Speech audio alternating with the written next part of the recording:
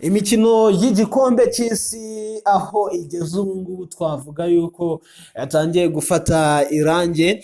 Imikino mu matsinda yo yararangiye, amakipe mwagiye mubibona ukuntu yagiye atsindana, mwagiye mubibona yuko hari amwe yatashye ari 48, ariko ubu ngubu amwe akaba yaragiye avamo. Ndagira ngo nkwibutse yuko muri buri tsinda hagiye hazamukamo amakipe abiri, ariko haza no gufatwa 8 yagiye atsindwa neza, byo mu cyongereza bita best loser, aho muri ayo ma ekipe harimo amakipe nka za Senegal, amakipe nka za Ghana, amakipe amenshi nayo muri Afurika, ariko na za Croatia nazo zikaba zaragiye zizamuka.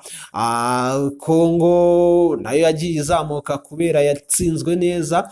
Umukino wa nyuma yaje kuba itsinda ibitego 3 bihita bihesha amahirwe yo gukomeza muri kimwe cya 16. Ni imikino kugeza ubu ngubu twavuga yuko abakunzi b'umupira w'amaguru batangiye kugenda bishima cyane, kuko nyine nibwo bari kubona umupira.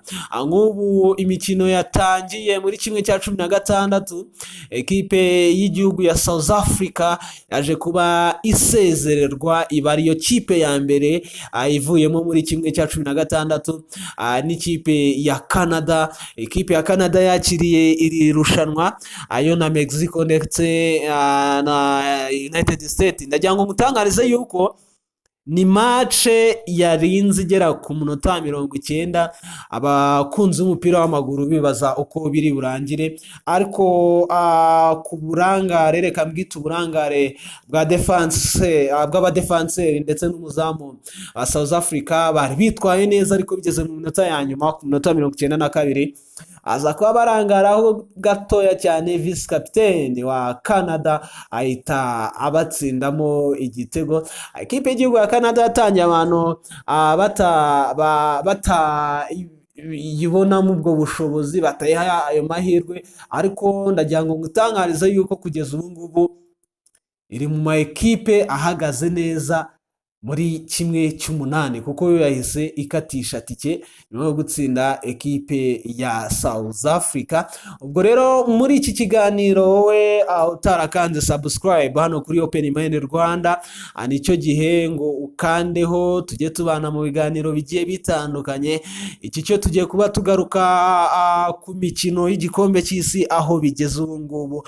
Ese imikino ihagaze ite? Na aya ma ekipe ahabwa amahirwe yo gukomeza muri kimwe cy'umunani, ese nahagiye gutsindwa agahita ataha? Afrika mu bihugu 10 yari yohereje mu gikombe cya Afrika kugeza ubu ngubu, ndagira ngo mbwire yuko buretse Tunisia yarabashe kujya muri kimwe cya 16 round of 32, ariko andi ma ekipe yose yari yabashe kuhagera, ariko wibuke yuko South Africa nayo yamaze gutaha. Imikino iteganyijwe mbere yuko tujya kuri umwe, nk'ubu Brazil uyu munsi rwose ku itariki 29 iraza kuba ikina n'ikipe y'igihugu ya Japan, ndetse ekipe ya Germany iraza kuba ikina na Paraguay ku itariki 30. Ari ku munsi wo kwa kabiri Netherlands zaba ikina na Maroc, zaba ari mu masaha y'igicamunsi yandi twita saa 9 azane iwacu mu Rwanda. Noneho ku isaha ya Samo ya Ivory Coast cyangwa se Cote d'Ivoire izaba iri gukina na Norvège, ekipe y'abaharandi bari kugenda batsinda ibitego byinshi bitabaho. Ese Martin Odegaard, Erling Brot Haaland abo bita bazaba bakina n'ikipe y'igihugu y'uyu musore ukina muri Manchester United, ese abazabatsinda ni iyihe izakomeza? Ubwo turaje tugende tubyinjiramo.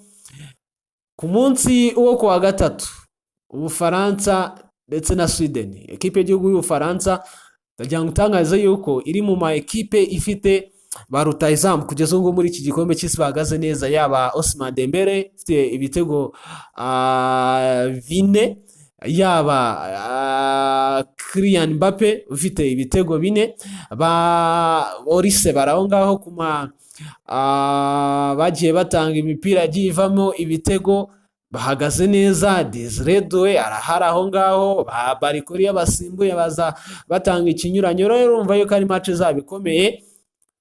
Ku munsi wo kuwa gatatu nanone ekipe ya Mexico izaba ikina na Ecuador, ikipe y'Ubwongereza ihite ikina na Congo DRC. Urumva yuko ni imikino ikomeye, ariko tutirengagije yuko n'ubundi ikipe y'igihugu y'Ububiligi kuri uwo munsi wo kuwa gatatu izaba ikina na Senegal ku isaha ya saa yine z'ijoro.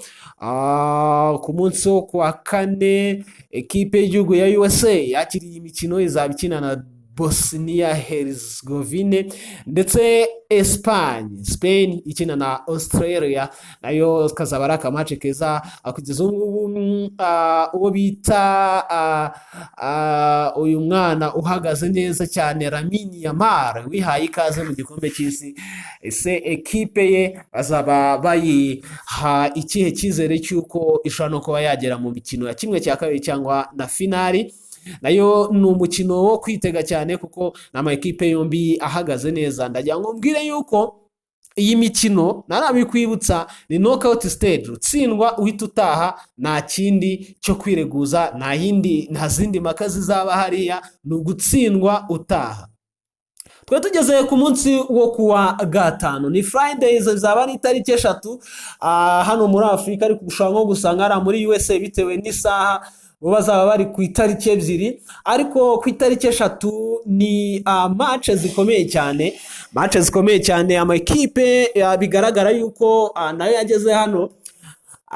Bamwe bavuga bati ubundi mbere yuko igikombe cy'isi gitangira babahaga amahirwe, ariko match zabagiye babanza byagiye bigaragaza yuko nibatitonda ahubwo bishobora kuzabarangirana nabi.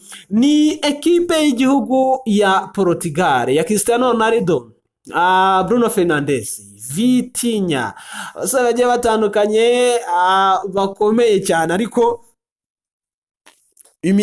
umukino umwe bakiyemo n'ikipe ya Colombia bakanganya ubusa ku busa, ndetse n'undi mukino bari bakiyemo n'ikipe ya Congo bakanganya 1-1, byagaragaje yuko ekipe hari bimwe kibura cyegenda kuri gushaka kugenda kuri Cristiano Ronaldo, kandi nanone bakagaragaza yuko nanone gukina atarimo nta musaruro bitanga, yaba narimo umusaruro bikanga. Ubwo rero izaba itana mu mitwe n'ikipe y'igihugu ya Croatia, bizaba ari ku isaha ya saa 7.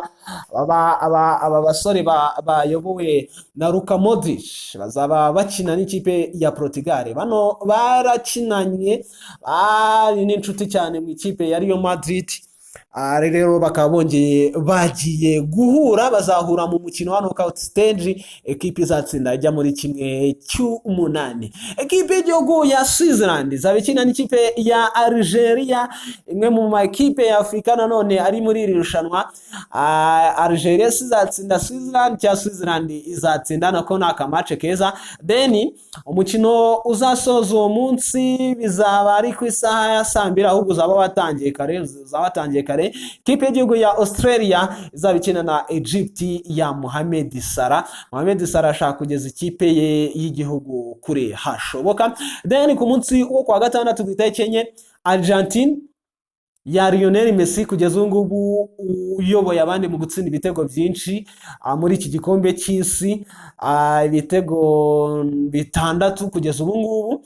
Izaba ikina n'ikipe y'igihugu ya Cape Verde ya Vosinha, uyu muzamu ukomeje kugenda yandika amateka. Bazaba bakine se Cape Verde yakora agashi gasezera Argentine, ese Argentine izakomeza biyoroheye? Nawo ni umukino wo kwitega. Ubundi iyi mikino isozwe n'umukino wa Colombia, James Rodriguez kina na Ghana, kipe nayo ikomeye, Ghana ifite n'umupfumu. Mwabibonye yuko bati uyu munsi uwo bita Harry Kane nta gitego ari bubone, kandi koko biza kurangira atakibonye. Rero urumva iyo ni imikino iteganyijwe kugira ngo muri 1/16 kugira ngo twinjire muri 1/8. Noneho kuva kuri iyi mikino tubabwiye kugera kuri finali knockout stage, utsindwa uhita utaha. Amakipe nka Croatia izakina na Portugal yaretsinze 2-1 itsindagana.